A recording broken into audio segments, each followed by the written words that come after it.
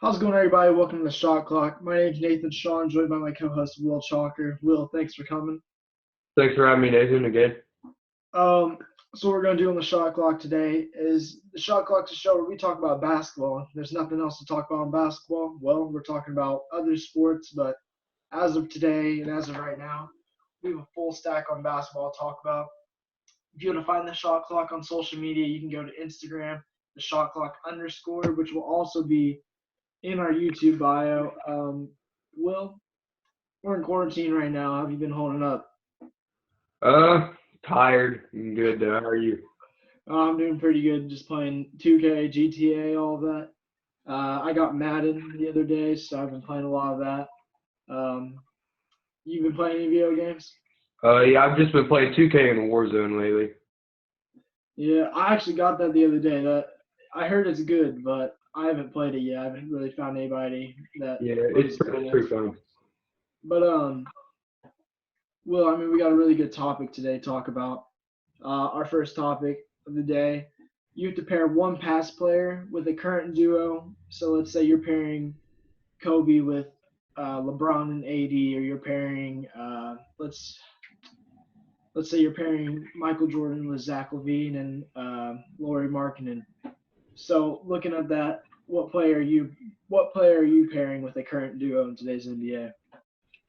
I'd probably go with probably Karl Malone paired up with Damian Lillard and Hassan Whiteside or CJ McCollum. Actually, I didn't expect that answer coming out of you, honestly. Carl Yeah, because Malone. you have the big man aspect with Hassan Whiteside. You have the clutch with Damian Lillard, and Karl Malone's an all-around player. The only thing he can't do is shoot, but that's where Damian Lillard comes in. Yeah, I feel like that'd be a little bit interference, though. I mean, if you look at the whole team as a pair, you've got Damian, you've got three centers, you've got Yusuf Nurkic, which I think he's supposed to be back sometime when the playoffs should start. Mm. You look at, and then you got Hassan Whiteside. Uh, I honestly gotta say, I'd pair Magic Johnson with LeBron and AD. I'm a Lakers fan, but you look at LeBron, AD, and Magic Johnson all together, that's insane. I mean, you got AD, he's going to be catching lobs back and forth. You've got Magic Johnson throwing dimes to both LeBron and AD, and I think that'd be a really good, model to LeBron to like be playing side by side with Magic Johnson. But I mean, like you just pair them together. I mean, that's really unstoppable. I think another really good consideration might be if you did like a past Blake Griffin with Kawhi and Paul George. Prime. That'd be really Blake Griffin, solid. yeah. Or even Chris Paul might work out really well. Past Chris, I think that might be better than If you take Chris Paul and Blake Griffin from the Clippers and you match them up with a small forward that's smaller than Blake Griffin but also has shooting abilities, I think that would be good. Yeah, I mean, there's like so many great past players. I think a good one might be Gilbert Arenas with Bradley Beal and John Wall. That would be a good fit. I mean, Gilbert Arenas brings them. It's a Washington Wizards team all time. Yeah, or even all-time John Wall minus the ACL injury. Derrick Rose. A good one would be Derrick Rose and Jimmy Butler from the Chicago Bulls, and maybe match them up with Kareem Abdul-Jabbar or even Hakeem Olajuwon, a good center like that. Yeah, I mean, if you could look at a team like the Miami Heat, Jimmy Butler currently, Bam, I think Dwayne Wade, he was like he is one of the best leader and assist with a shooting guard. So I mean, you pair them together, and that adds a shot creator role also because Jimmy Butler, in my opinion, not the best shot creator. I think he's a really good player. I mean, he's an all-around player, but I just don't think he's got the shot creator ability like many players do that we see. But I mean, then you got Bam Adebayo. So I mean, you got Bam's like 6'9", I believe. So I mean, they're a little bit down on length, but I mean, I think Dwayne Wade being there with with passing dimes back and forth. I mean, I think that makes up for it a lot. Um, but currently, we got a really big topic to talk about right now, though. There's currently MVP race, in my opinion. It's very close. Possibly, it's leaning more towards the older guy's side. I'm not saying this just because I'm a Lakers fan. I'm saying this because currently, after that statement weekend him and AD had against the Clippers and Bucks going 2-0 that weekend, LeBron had 34 the first night against the Bucks. Second night he had um, 29 points. Outplayed, in my opinion, both Kawhi and Giannis. Who do you have as your front runner for MVP? My front runner for MVP is gonna have to be James Harden. I mean, it's a no question. I mean, I understand that you're a Lakers fan and you like LeBron in that position, but James Harden has multiple games over 40 points. I believe, has 3 over 50 points this season before the season ended. But I mean, he can spot up, shoot the ball anywhere. His dribble moves. He shares the ball with his teammates. I mean, the Rockets aren't a front runner in the NBA this season because they don't have a solid big man. I mean, they don't have one player over 6'9". So, but That James small Harden, ball, that small ball lineup's a little bit controversial. I don't know if that's going to work out. Uh, probably I won't. think it's a good idea for a test, like a test run. But I think right now, and what the position they should have been in this season, they're 6th seed right now. I don't think that's gonna do too well for them. But I mean, I don't believe it's Harden though, because you look at once they initiated the small ball lineup, got rid of Capella for they did like a 3-team trade, got Robert Covington and can't remember Bad the move other on guy. their part, I believe. I think. Yeah, I think Russell Westbrook, he's excelled in the small ball lineup. He's on like 2 40-point games since they started it, and has been Mhm. averaging like 27 since then. I don't think anyone saw Russell Westbrook going to the Rockets either. Yeah, I I saw, was. I saw him staying with Oklahoma City. Yeah, but I mean, you look at that how Harden has performed in the new small ball lineup.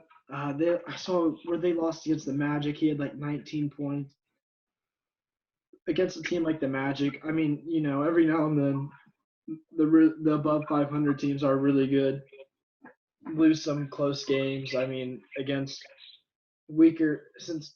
obviously weaker teams, I should say. Yeah, Orlando's has big man in Nikola Vucevic. He's one-time All-Star 2 Yeah, seasons ago, but I think he probably went off at that game. I didn't watch the game, but he probably went off since there's nobody can guard him. yeah. I mean, you And got Eric Gordon playing center. yeah. Um, but yeah, I mean, do you think the MVP race is close in your opinion? Yeah, I think it could be between at least 4 players right now. We just didn't have enough time in the season to see who would have got it. I think if we ended the season with maybe 10 games, we'd have a clear winner for MVP. But I just think it ended too soon. Yeah. I mean, I think.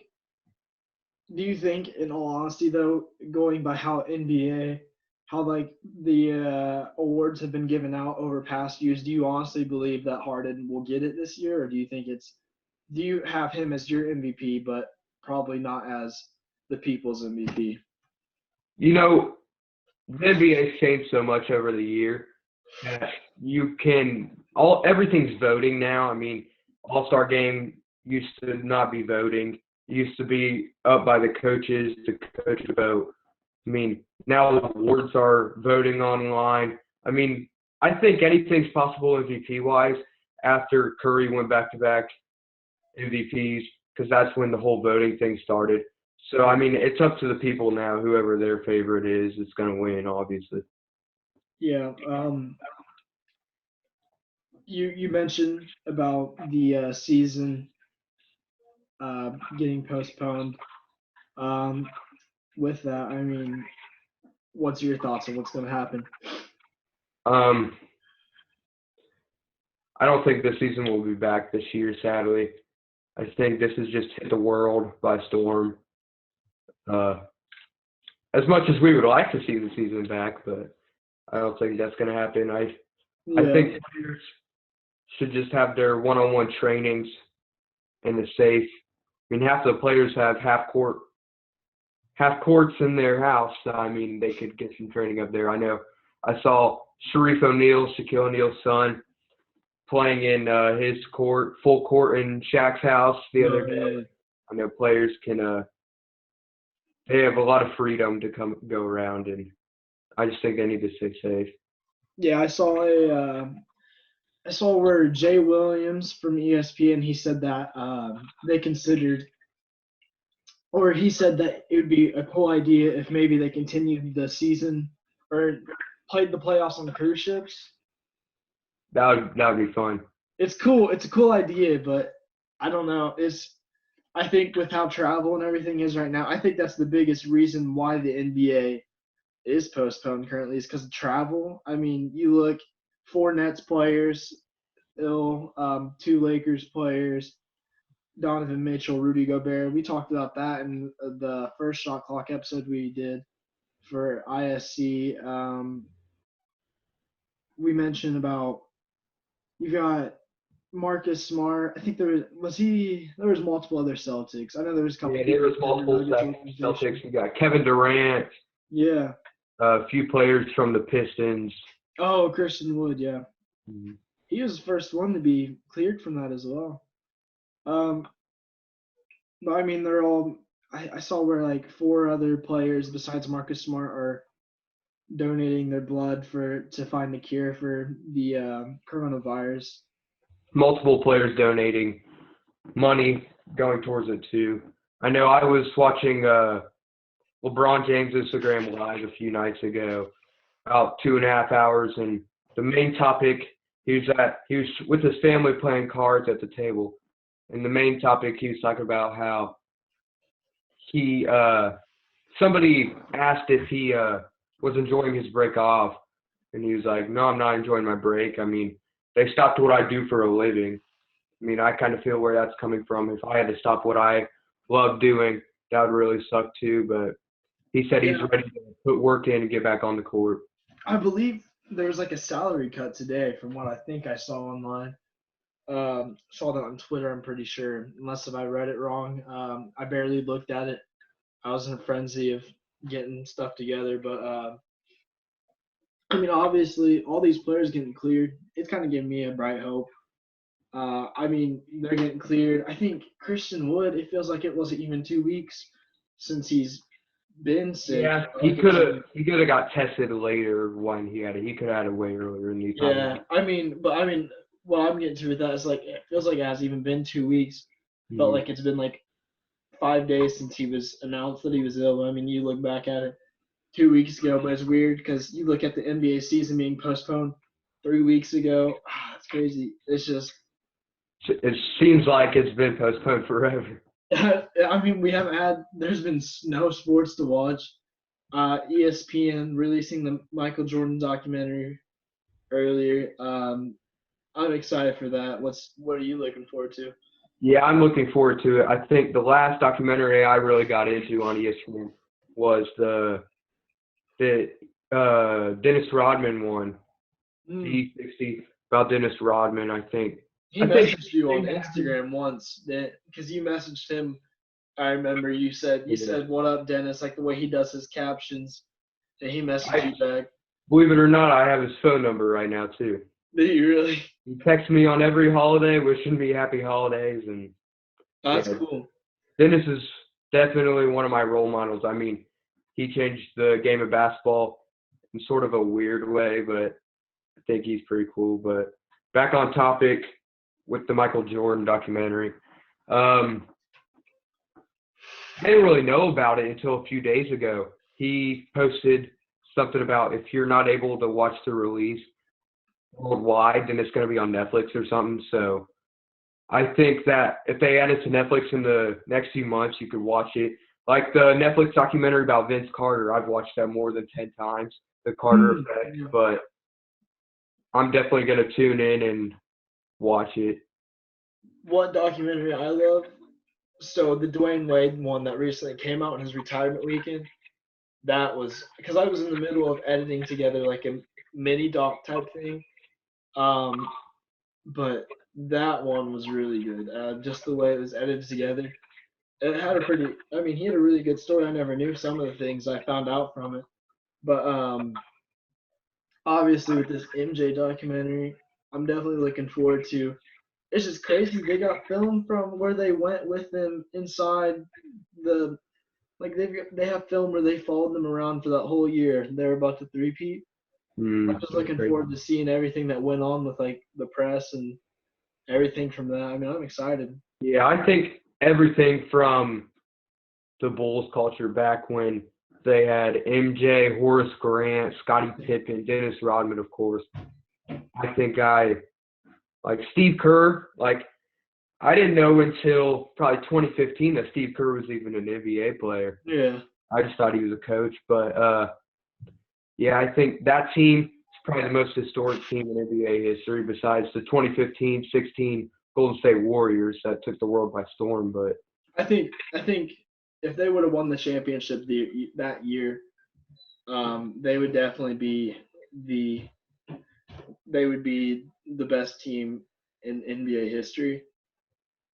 Because I mean, like they had Steph Curry as their determined star, but I mean, it was like Clay Thompson at that point. I don't remember. He wasn't put as high of a standard as he is now, which a lot of the standard probably comes from that season. But I mean, it was never like really a truly put together like this is your second star.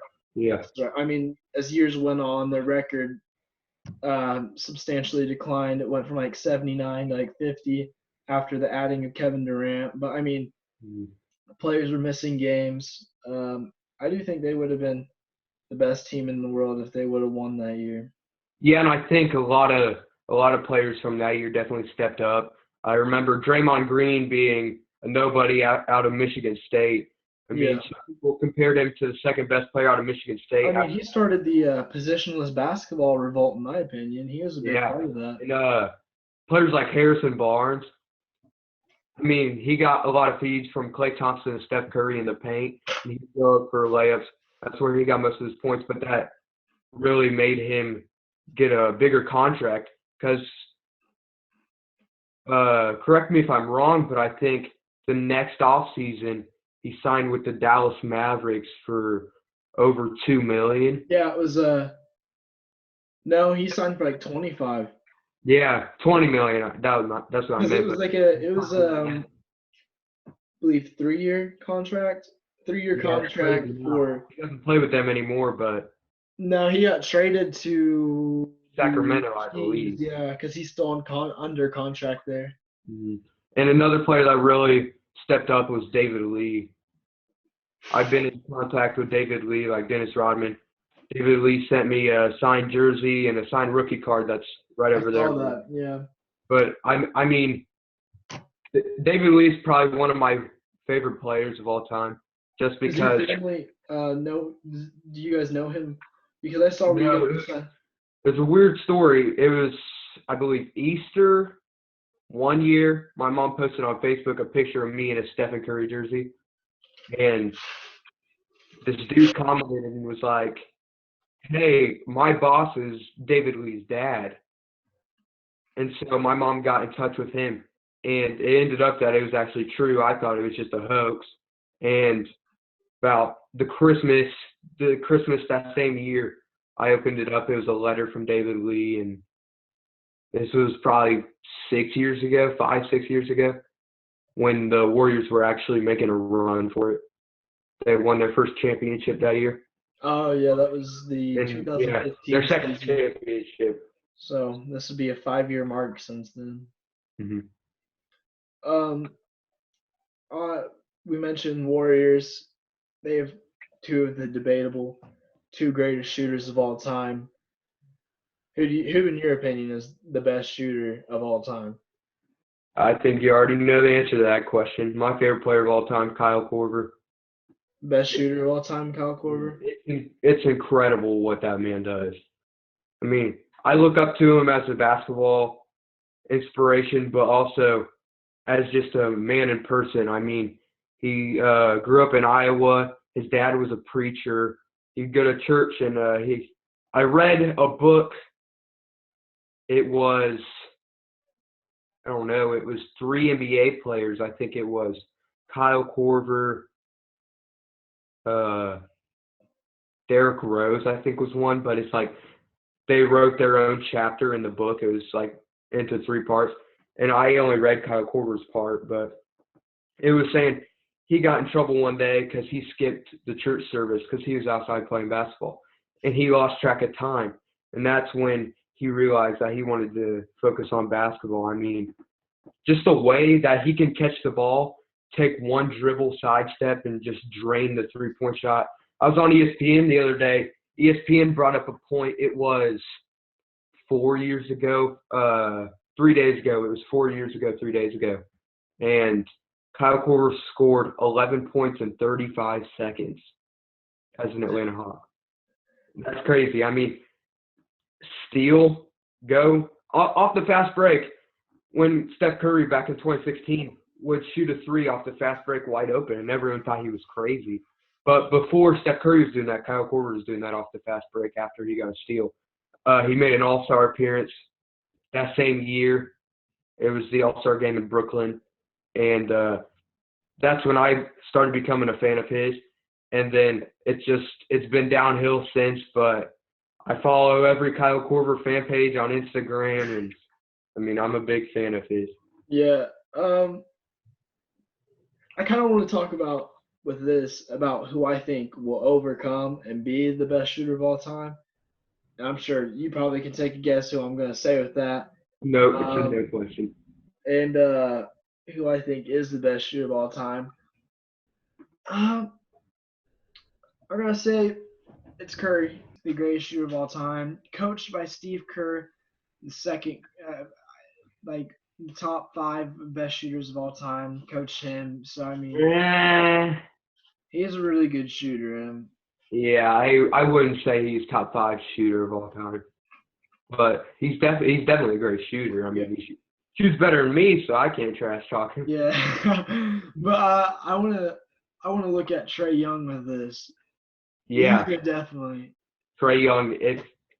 I'd say in about 10 years, if there's no bad injuries, cross my fingers, there's no bad injuries because he's definitely a great player to watch. But I think he could surpass every shooter in the NBA because, I mean, he reminds me a lot of a more athletic version of Damian Lillard. I mean, You know, he could I've never just thought of it like that. In all yeah, he could just honesty. shoot from the logo. I mean, I played 2K the other day. He's on my team too, and his handles are so slow in 2K. Which makes no sense because he Yeah. does.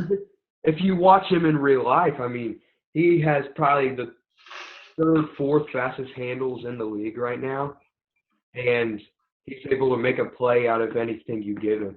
If he doesn't find the shot, he's going to find an open teammate, and if there's not the open teammate, he's just going to pull up. I mean, this every night he has those 45-point games. He has 14 Mhm. assists to complement it. He's an And insane player.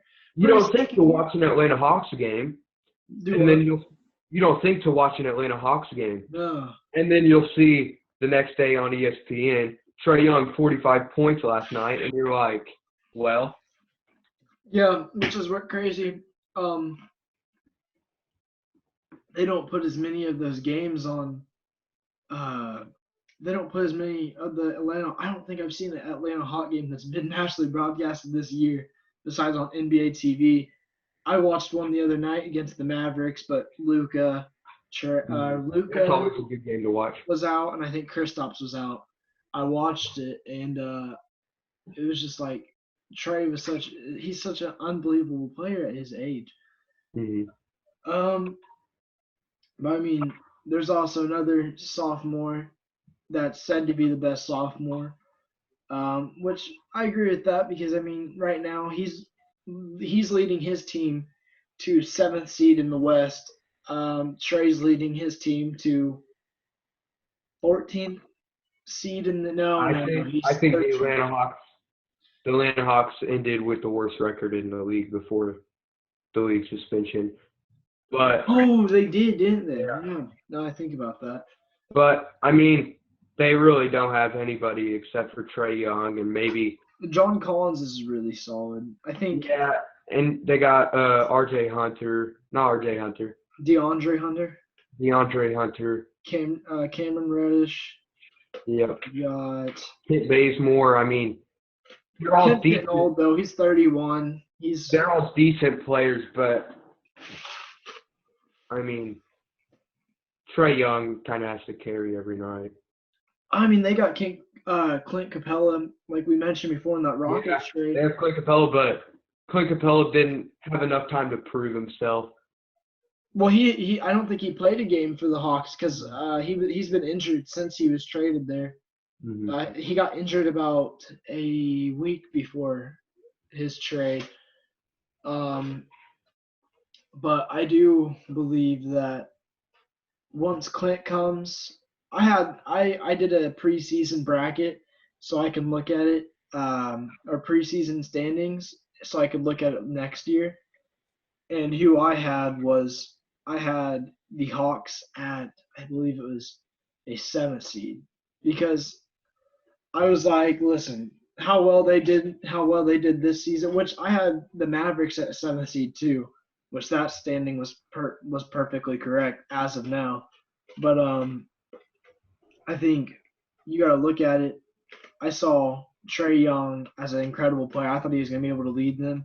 I assume they're going to build a better roster around him. They have a young core though. Yeah, they have a lot of cap space they could work with this offseason. I mean, the Hawks really haven't been the best team since Dominique Wilkins back in the 80s and 90s, but I mean, you've heard from ESPN before where they're like, we're building our team like how the Warriors built their team. yeah. In my opinion, I don't think that's a good idea to come into it front In office and be like, 2014, let's rebuild 2015, exactly like this team. yeah, in 2015, the Hawks had probably one of the best rosters in the league. I mean, they had Jeff Teague, Kyle Korver, Yeah, that Paul was like their 63-19 season. Yeah, and it was an incredible season for Atlanta. And they had a few good players coming off the bench too. They made a playoff run that year. I think it was the most players from one team in an All-Star game besides the 2016 Warriors when they had Draymond, Steph, Clay, and Kevin Durant. Yeah.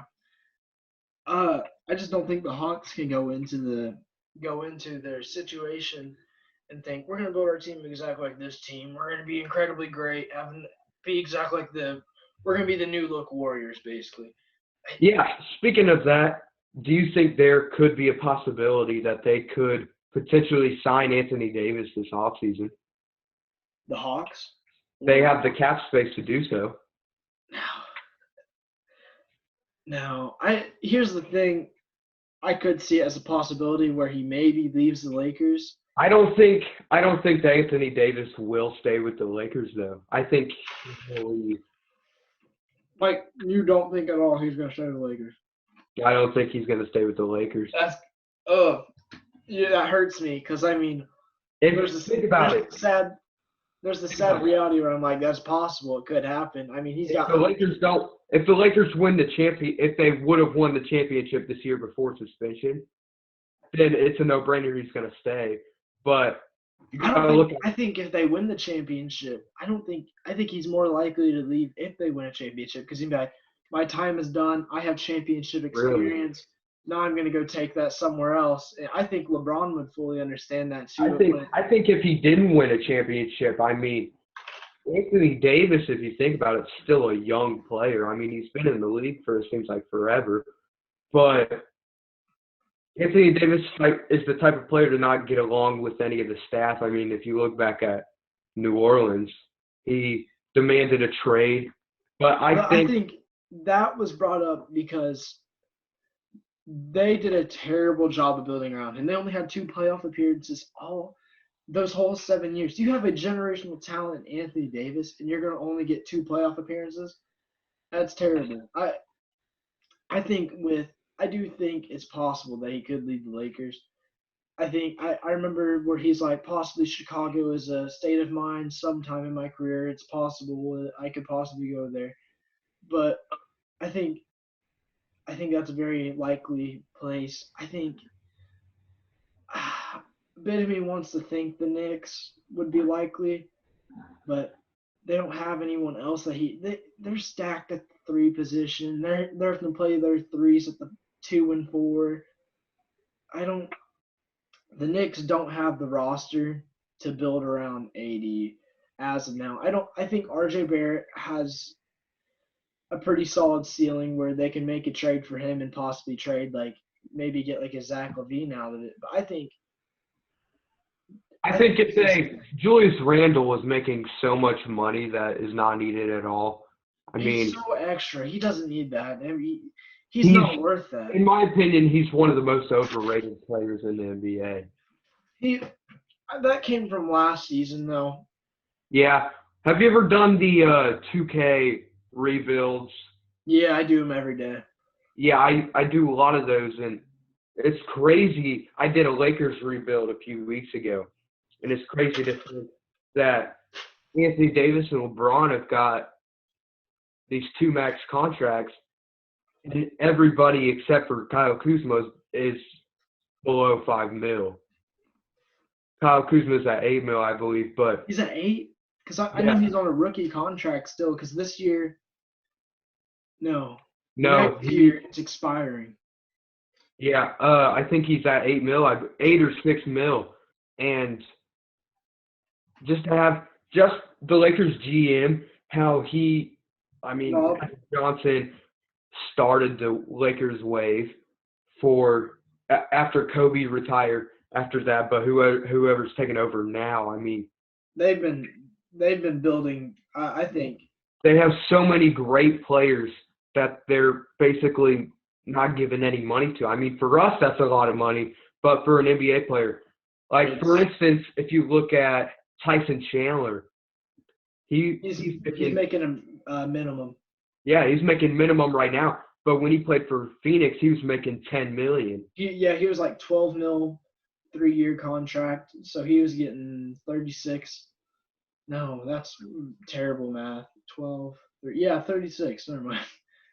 But, how they got these, and I mean, if you think about building players into what they are, a great team that comes to mind is San Antonio. I mean, the San Antonio Spurs have – think about it. Tony Parker and Manu Ginobili were both second-round picks. Yeah.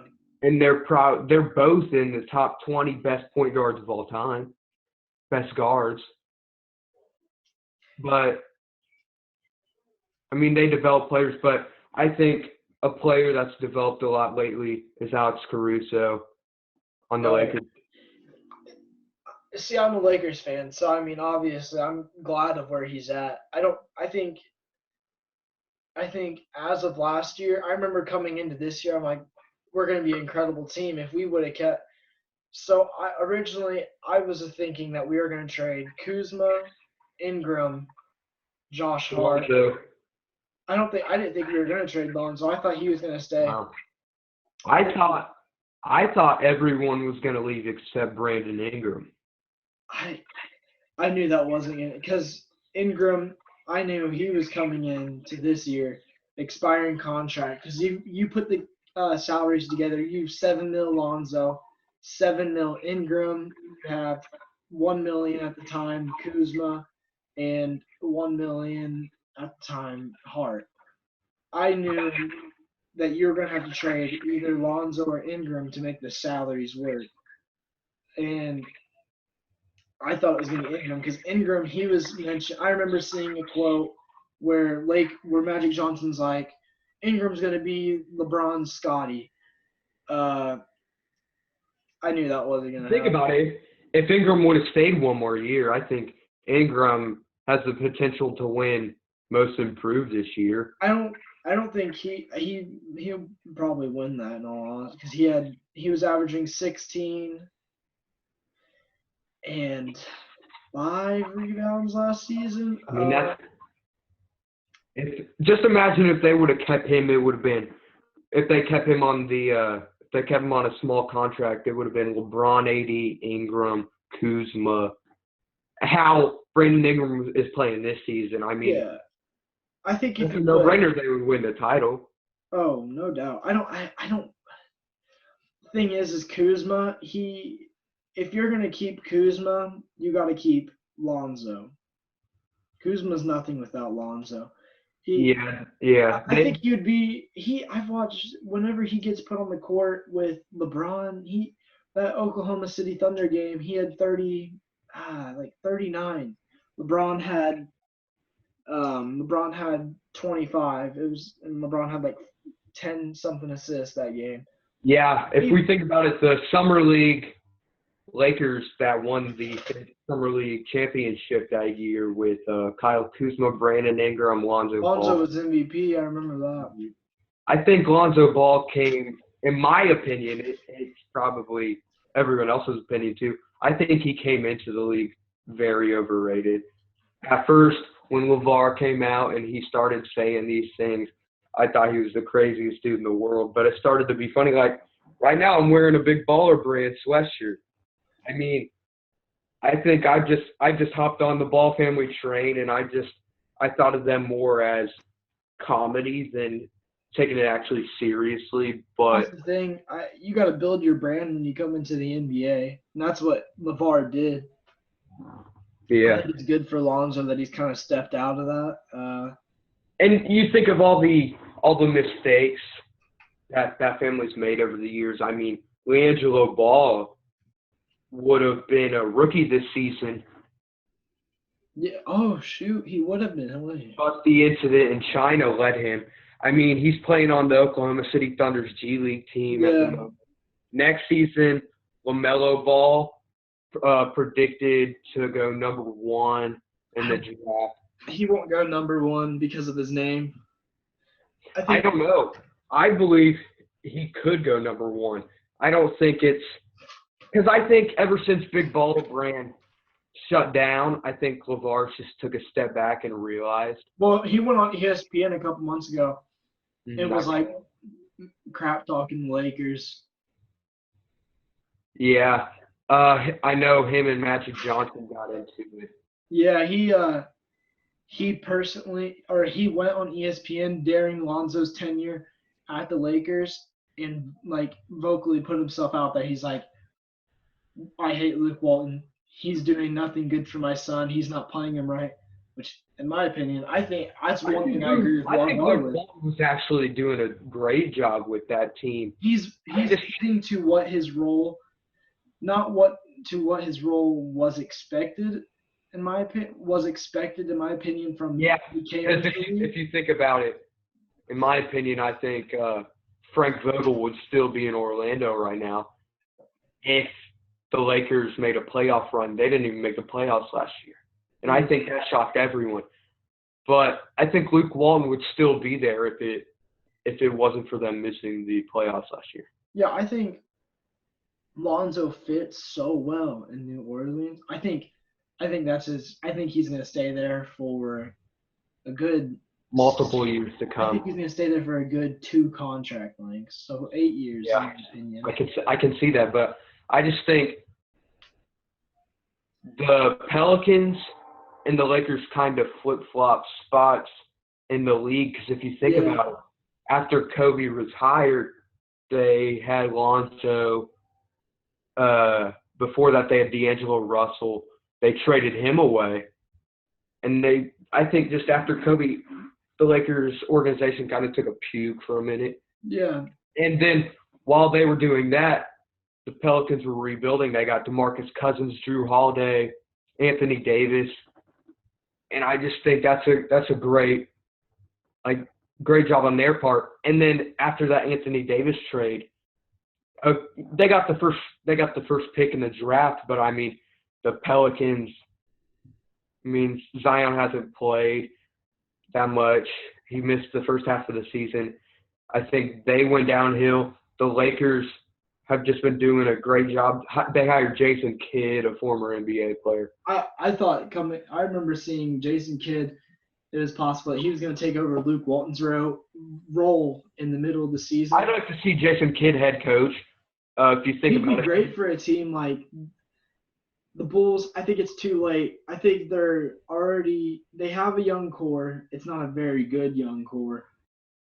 Zach LaVine, he's great. Lauri Markkanen, he was great. Now he's not so great this season. Wendell Carter Jr., he's one of the best upcoming players. Yeah, he's a solid center, yeah.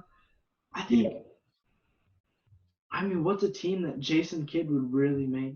Because he's kind of he helped Giannis a lot. I mean. That's what I was going to say. I think without Jason Kidd, Giannis wouldn't be where he's at now. You know what? No, I think this day crossed my Pelicans would be incredible for Jason Kidd. You got Lonzo. I remember Lonzo it was rumored that if Jason Kidd did get picked up and they still had Lonzo, that Lonzo was looking forward to that, and so was Jason Kidd because, I mean, Jason Kidd was a hero to Lonzo, and like they play similar roles, great passers. Yeah. And then you got Zion. You're developing what's said to be the next big thing in the NBA. He's like the closest to a LeBron rookie we've had in years. Even the Grizzlies, he might be a good fit on. You got Jaw action. Yeah. I think Jason Kidd would be the best fit on a team like Miami or Dallas. I mean, they're not the best team in the NBA, but they're not the worst. Yeah. And Jason Kidd played for Dallas. I mean, he already has a great connection with Mark Cuban and the staff over there. So even the Hawks could be a great team. That has a young core that's already been mentioned. It's a great young core. They just got to build that up. If they get a veteran, they have veterans. They just need the veteran with the right. I think if you picked up, no one wants Rondo playing on the court, but if they picked up Rondo, I think that'd be a great veteran experience. I mean, think about it. They have the best veteran in the league. I mean, they have Vince Carter. Yeah. But he doesn't really have that championship experience. Vince Carter doesn't really have any experience except he formed basketball for Toronto. I mean, he of course has All-Star Weekend experience, dunk contest experience, but he hasn't. He's never been to an Eastern Conference Finals. He's never been to the finals. I don't think Vince Carter's ever been anywhere that important since high school. Yeah. I kind of want to talk a little bit about Pelicans and Grizzlies, two of the greatest young cores in the league, fighting for a spot. Grizzlies not so much fighting. I think that the Mavericks have the best young core in the league. Kristaps Porzingis, Luka Doncic. I don't consider Kristaps young, though, in my opinion. Really? I consider him young, but like in NBA terms, I don't consider him young. Because he's developed more quickly than other players. Yeah. He was an All-Star his second year for the – wait, was it rookie year or second year? He was an All-Star at the beginning of his career for the Nets. But he hopped on the new NBA trend lately. I mean, you got to think when him and Karl Anthony Towns were both drafted, they put a lot of work in. I remember watching that draft when Kristaps got drafted. Knicks fans were booing. I didn't know who this guy was. And I think they both formed the new wave in the NBA. Oh, with the foreign players being – not for just foreign players, but for stretch fours and fives. I mean, stretch fours. Yeah, I think both of them are over 7 foot, and they can both shoot the three-pointer. That's interesting because the Mavericks play him at center. Mm-hmm. Which I don't like. I don't like that at all. No, I think he'd be a better fit power forward. I mean, he's shooting over 39% from 3-point range this season. Yeah, But I think if they would put him at power forward and they put Boban Marjanovic at center. I don't think they need to start Boban though. He's not as versatile. I think Dwight Powell's out, which they had Kristaps at the 4 before Dwight Powell's out. I think Willie Cauley-Stein, that would be a really great center to start. Willie Cauley-Stein, I think, also was overhyped coming out of Kentucky. Yeah, you're not wrong, yeah. But I think he's just overhyped because it's the same thing with Lonzo Ball. I mean, Willie Cauley-Stein's dad was kind of hyping him up too at Kentucky. Really? I never knew that. Yeah, they always interviewed him at games, and he had all his Kentucky gear on, and he was saying, "My boy's going to be number one and everything." Now his son's getting passed around the league. Yeah, that's also the case with who was that? It was a few years ago in the draft. I'll say it'll come to me in a minute, but it was one big player out of the draft. I mean, probably the most player I thought was going to be a superstar coming out of the draft in the past few years was Frank Kaminsky. I remember that was probably he's doing really solid for the 76ers. But I think watching Wisconsin, that was probably the first ever March Madness. I probably watched a lot of it, and him and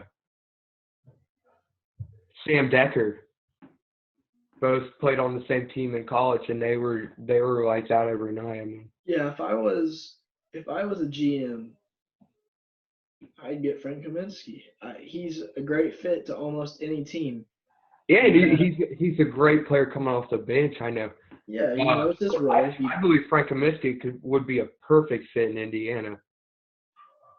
Actually, I was talking about that earlier with a friend, Victor Oladipo. He came off his injury. He's coming off an injury. He's averaging, I don't know what he's averaging, but I know it might be like 12 points per game, but he's solid right now. And the Indiana Pacers they like to draft people that went to IU, Butler, Purdue. Well, they traded for him with the Paul George trade. Yeah, he came in a package deal with Domantas Sabonis. Yeah, that's an incredible deal. I think they both upgraded so much. If Oladipo, I don't think Sabonis would have been an all-star this season if you take into encounter if you added in all-star Oladipo that wasn't injured this season all season, they'd be a great team, yeah. But I don't think Sabonis would have made that all-star team. I think the only reason he made the team is because when he comes into the beginning of the season, he's a great player now, don't get me wrong, but he comes in the beginning of the season, he's like, someone's got to step up. Our face of the franchise, as of now, is currently injured. He's going to be injured until late February. Everyone's not expecting us to do great, and he knew that he had to step up. He stepped up, did what he needed to do, and one of the best power forwards in the league right now. Yeah, I think Miles Turner has went downhill over the last few years. Yeah. I think it would be a good trade if they traded away Miles Turner and Victor Oladipo. I mean, they could probably get a good player like Devin Booker or maybe even Kemba Walker. Devin Booker edition, that'd be good because Devin Booker needs to be on a new team. Devin Booker in a second-round pick, and maybe if we threw in probably the Pacers threw in one of the Holiday brothers, we could probably get. They'd have to throw in Aaron because Justin, he's 31 or Aaron he's 30. Aaron Holiday and Miles Turner and Victor Oladipo for Devin Booker, a second-round pick. Yeah, I think. Or just Devin Booker and Gordon Dragic. I mean, that would be a good trade too. Yeah, that would actually be really. I'm glad that you do mention that though, because I really think that they need to look into. They have 2 years left of Oladipo's contract, and they have this summer and until the deadline to extend his contract. I think if they extend his contract, it's going to be not as much money. I think they should look into trading him though, because I don't think they should do a package with Miles Turner. It'd be a nice 1-2 punch package, but Oladipo's making like 24 mil a year. Miles Turner's making 13 million a year. So you add those two, that's just a $37 million contract. I don't know what many teams that are going to be willing to trade for a coming off the injury Oladipo and a not as great as the past Miles Turner. So I think if I was the Celtics GM, I would trade Kemba Walker for Oladipo right now. yeah, I that's a really great Oladipo point. and Jason Tatum, I just think that would be a great duo. Yeah, I don't know why the Celtics never crossed my mind with some of these trades. I mean, it's probably because I'm a Lakers fan and it's like, Yeah. Celtics getting better. But I think Kemba Walker wasn't the best pickup for the Celtics. I think it was perfect. I think it was a good trade that got rid of Terry Rozier. They traded Terry Rozier for him, and I think they added. Oh yeah, they did a sign and trade. My bad. And but the Hornets actually got more cap space out of that because Terry Rozier had a way smaller contract than. That's insane to me that they traded Kemba for Terry Rozier. I know. That's such a – and Terry Rozier's not even the best point guard on their team. It's Devontae Graham. Yeah, I think that the Hornets have just been in rebuild mode forever now. I don't think that Michael Jordan – They had the playoff appearance the year before last. So last year was 2018 playoffs. They were like an A seed, lost in the first round. And then you have the next season. I think Kemba got injured that season. It was kind of expected that he was going to leave. Now he's on. I didn't expect the Celtics until that day before free agency, whenever all the rumors came out. I had a feeling he was going to go to the Mavericks. Who? Kemba.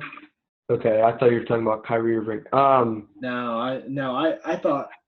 No, I thought that Kemba Walker was going to stay with Charlotte, actually.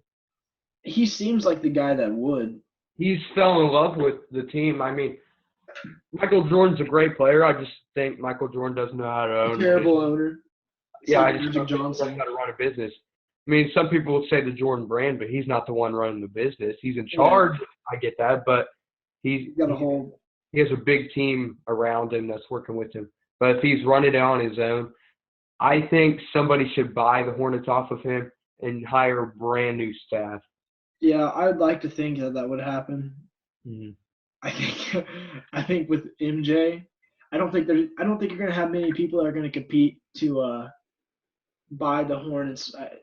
I don't think you're going to have many billionaires to compete to buy the Hornets. And Michael, because Charlotte isn't. I'm surprised he stayed with them this long because they've never been great. They were the Bobcats, never great. Mm-hmm. Hornets, they had like one good year. Yeah. But probably about time we close off in a bit. But I do want to talk about the finals matchup. Who do you have going to the finals and winning? It's a good question.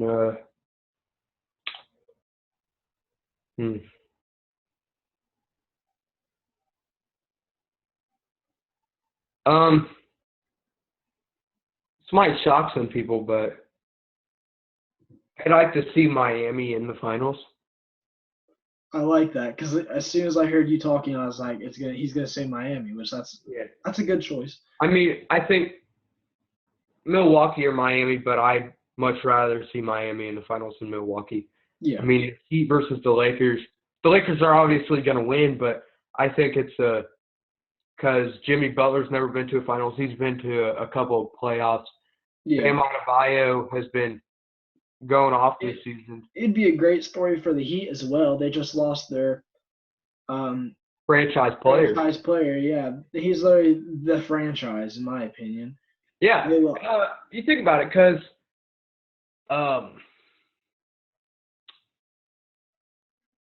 besides LeBron James and Shaquille O'Neal, but that was like Shaquille O'Neal after Shaquille O'Neal. When Shaq played for the Celtics and them, I mean, some people call it Fat Shaq. When Shaq was always a big man, but I mean, when Shaq got lazier, I think. But Yeah, I mean, it's also hard to keep up with when you're a 7'3", yeah, 400-pound guy. It's hard to keep your body in shape for like some players 20 seasons in the NBA, 18 seasons. I mean, it's hard to keep in shape during all that. and I'm surprised that Miami even got rid of Dwayne Wade in the first place.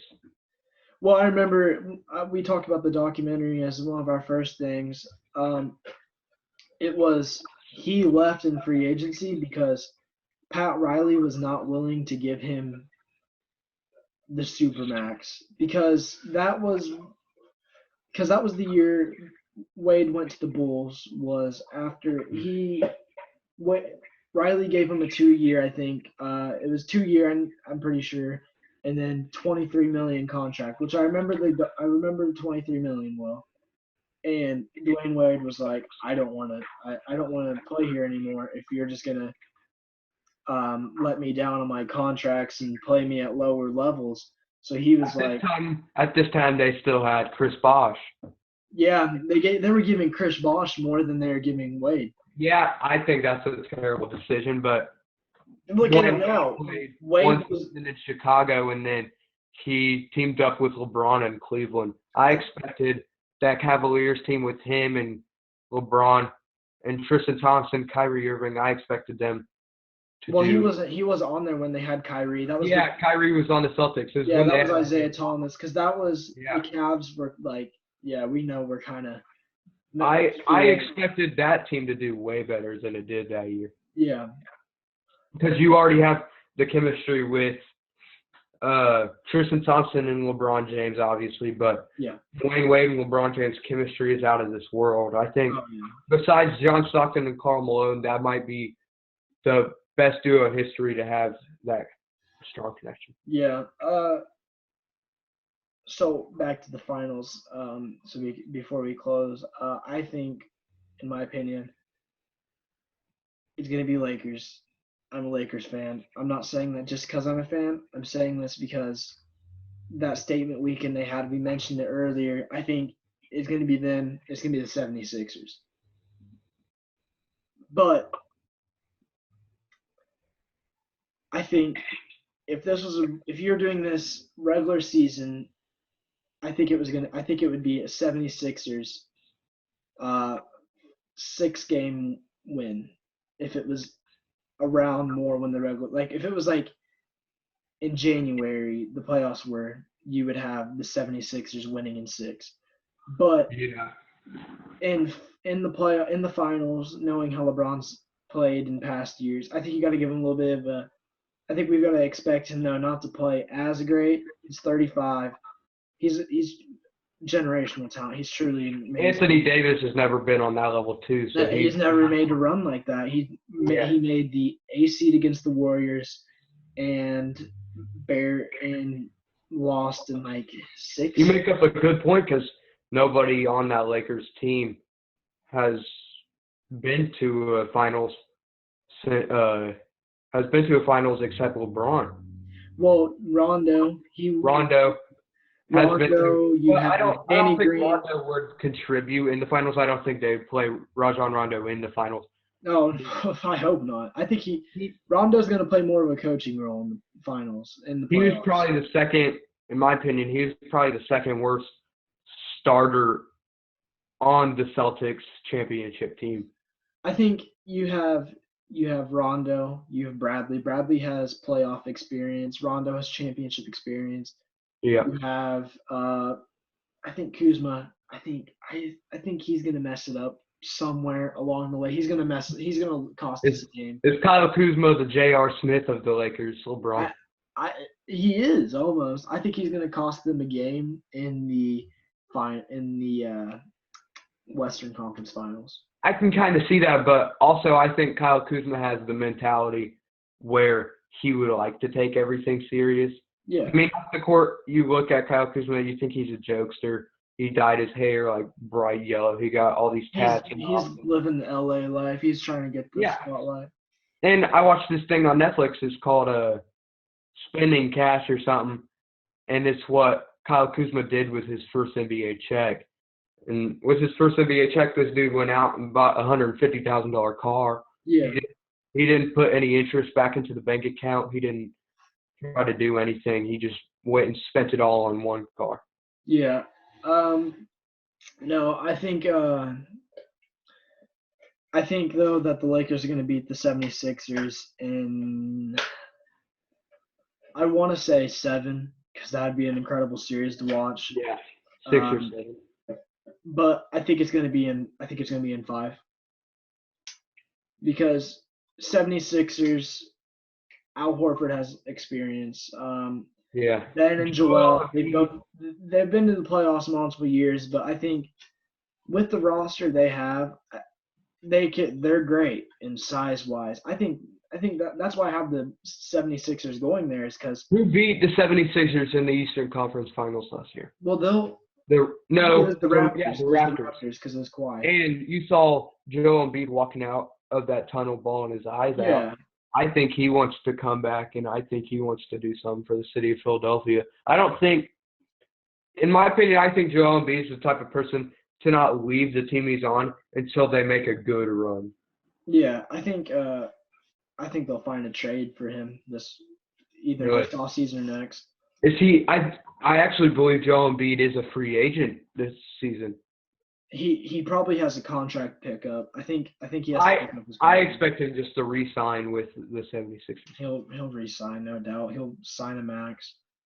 I don't know if he is though, but if he is, he will re-sign a max, no doubt about it. Or they'll sign and trade him, one of the two. I think, in my opinion, the clock is ticking down for him or the 76ers organization, because I don't think Ben will be traded. I think Ben's not as injury prone as Joel is. That's why I think he'll get traded. That's what I'm thinking. I think that they should build their team around Ben Simmons. Yeah, Simmons will request a trade eventually. If they don't make the finals in the next 2 years, I give them 2 years. They don't make the finals in the next 2 years, Ben's gone. I thought they were going to make the finals when they had Jimmy Butler on the team. I know. I don't know how. That was a good little team. I was surprised that. I'd never expected them to build that kind of team.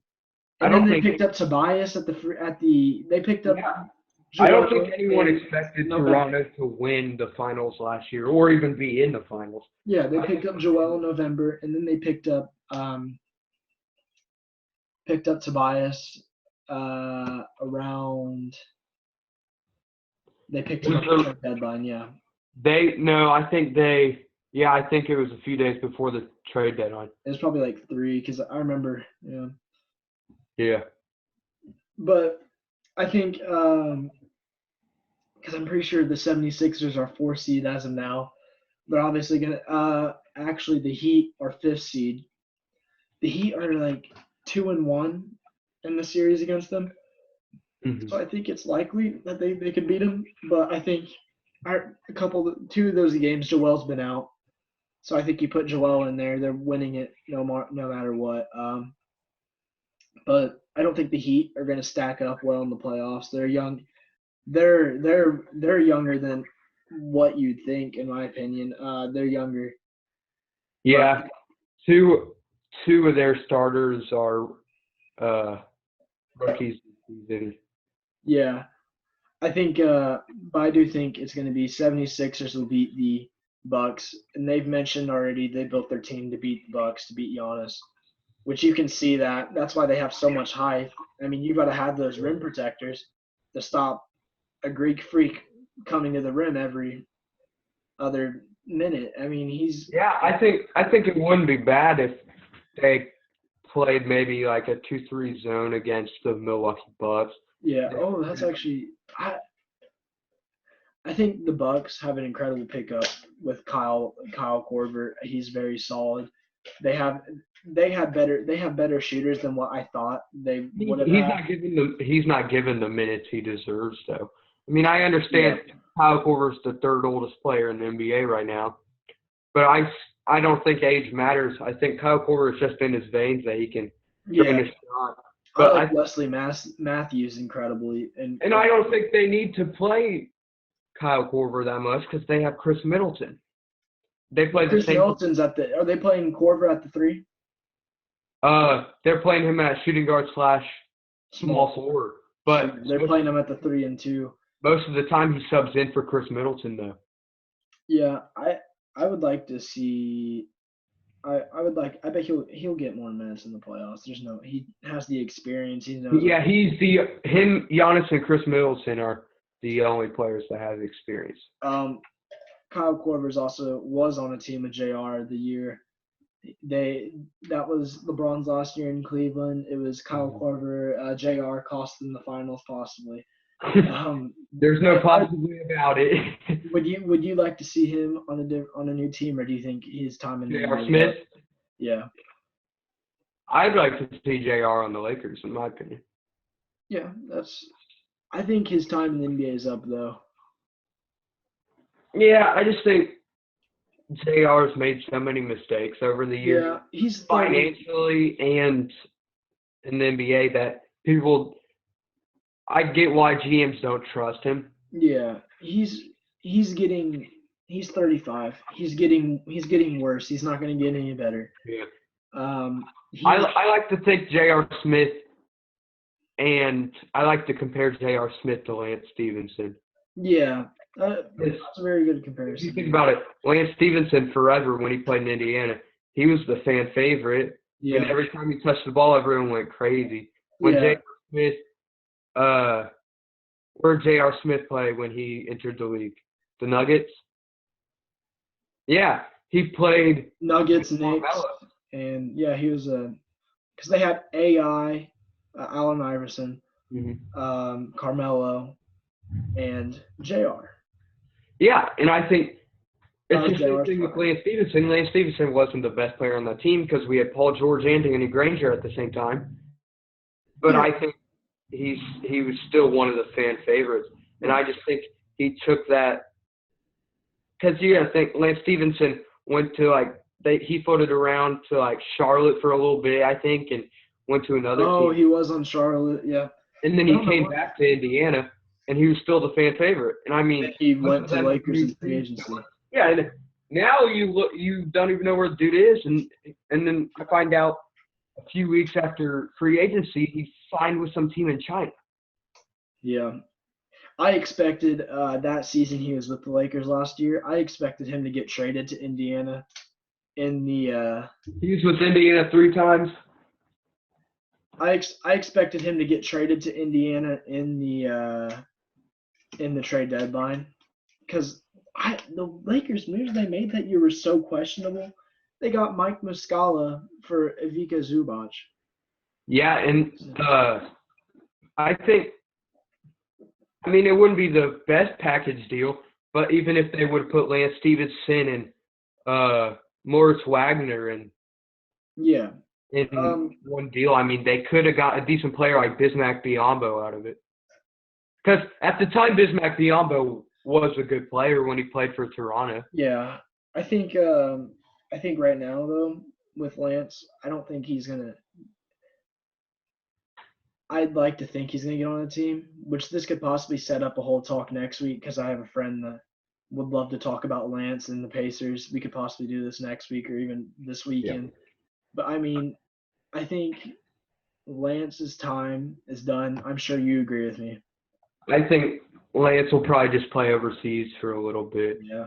I think also I like to think Lance Stevenson. He's excelling there, yeah. I think he is kind of like an Andrew Bogut of the league. Oh, Andrew Bogut played for the Warriors. He won a championship. Yeah, he was solid. And yeah, he was a decent player. He was a guy that people wanted on him. not a guy that people were like, we want him to be our franchise, but he was a guy that people would be He like, wasn't the star of the team, but he was a role player. I mean, I think he went to the Bucks, Lakers. I think he was on the Bucks last season, actually. He played overseas. I know he's playing overseas, yeah. He played overseas, and then earlier this season, he got signed back to the Warriors for a little bit, and then he left. I think he's retiring this season. Yeah. But yeah, we'll probably leave it at this. We'll leave it at this for this episode of the Shot Clock. Again, thank you for coming. I'll try to set something up for next week. We could talk more about Lance Stevenson. I could bring on a friend for that. But thank you for doing this with me. Yep, thank you for having me, Nathan. But if you want to check out the Shot Clock some more, you can go to our Instagram. We'll be posting clips and everything about from today's interview or from today's talk, and we'll be posting updates and everything else on next episodes. But yeah, you can check us out, the Shot Clock _ on Instagram. Right now, you should be listening to this on YouTube, and if you're not, you can check this out on YouTube, the Shot Clock. Spaces in between that. Will, great talk. Thank you. And we'll talk to you guys. Well, we'll see you guys next week.